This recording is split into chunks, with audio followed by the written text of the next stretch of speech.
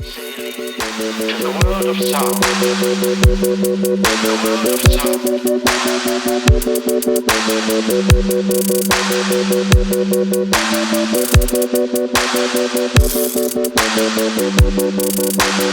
And now we have constructed a square.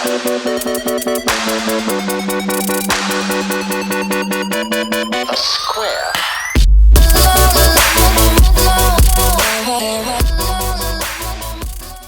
So I went with the night bus from Bangkok to Koh Pangan. There are different ways to go there, and I would highly recommend you to take a look at what you want. I didn't sleep at all through the whole night in the bus because it was quite noisy. We did stop a lot, but it was okay, and it was really nice to end up on daytime at Koh Pangan instead of traveling the whole day. So after you are going with the ferry, you arrive in Koh Pangan. You either have a decision to get a taxi beforehand or while you're there. We paid 200 baht for each person that was in the taxi, and it was bringing us to the accommodation that we had. Since we were there for the full moon party, it brought us at the same area that the party was.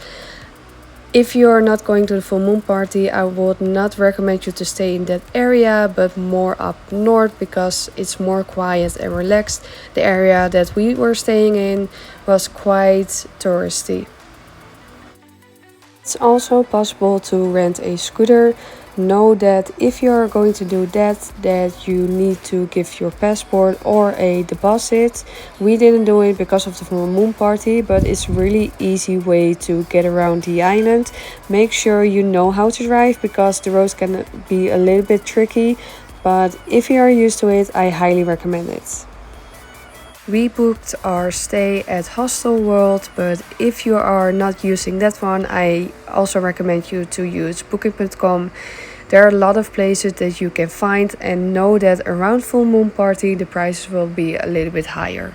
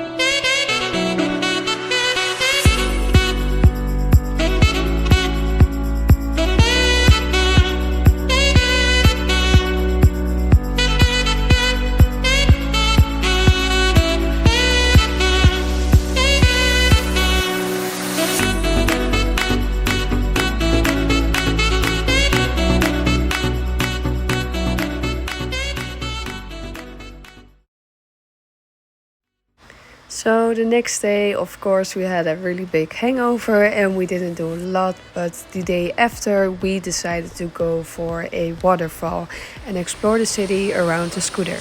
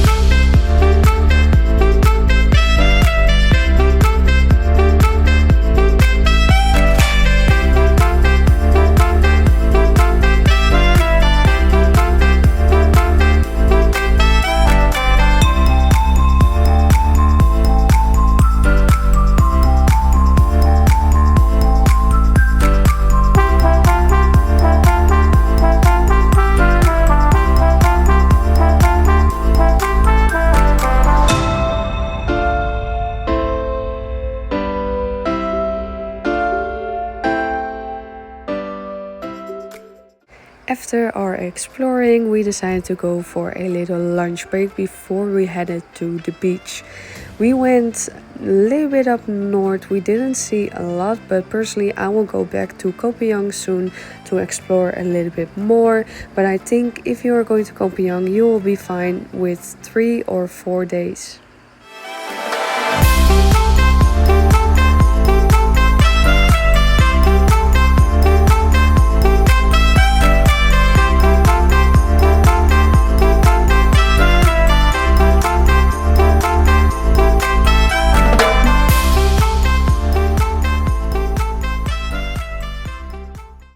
After our exploring days in Koh Pangan, I decided to go to Koh Samui to recharge and chill for a little bit. I didn't record a lot about this journey, but I will share more about how this process is going in the next video. So personally, what I have been seeing from the island, I think Koh Samui is more a resort island where you chill and relax, and Koh Pangan is more a backpackers island. So I'm not sure if it's worth visiting, but if you have time, you can always check it out.